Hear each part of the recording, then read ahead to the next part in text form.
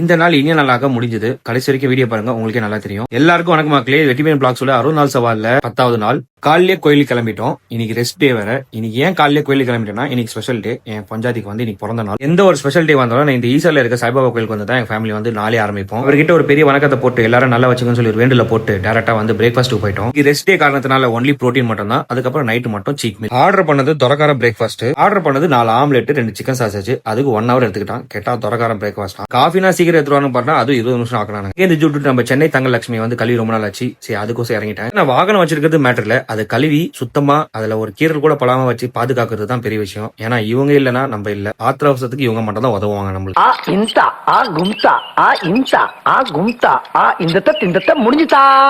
இவனு வந்து வெளியே தான் பர்த்டே ட்ரீட். சோ அதனால ஃபேமிலி எல்லாம் கூப்பிட்டு இருந்தோம். எல்லாருமே வந்துட்டு இருந்தாங்க. நானும் கிளம்பிட்டேன். லட்சுமி தட்டிட்டு டேரக்டா ஈஸியில இருக்க ஒரு ரெஸ்டாரண்ட் போயிட்டோம். அந்த ரெஸ்டாரண்ட் பேர் இதுதான். ஓன்னா மட்டும் உன்னை விட்டுருவோமா? Come on charge. 2 தம்பியும் ஃபேமிலியும் வந்து கொஞ்சம் லேட்டு ஆஸ் யூசுவல். அதனால வெளியே உட்காந்து கொஞ்சம் டைம் பாஸ் பண்ணிட்டு இருந்தோம். ஒரு அடியா வந்து சேர்ந்துட்டாங்க. எப்பவுமே ட்ரை பாட் எடுத்து அவன் தான் மூஞ்சில நீட்டுவான். இந்த வாட்டி நான் போய் முன்னாடி நீட்டேன். ஏன்னா அவரு பிளாகர் ஆச்சு. அடுத்தது என்ன கேக் வெட்டுதல் தான். இந்த வாட்டி கேக் டிசைன் எல்லாம் தரமா இருந்துச்சு. அதுக்கு முழுக்க காரணம் நம்ம பெங்களூர் தோழி தான். கேக் உண்மையா வருத்துல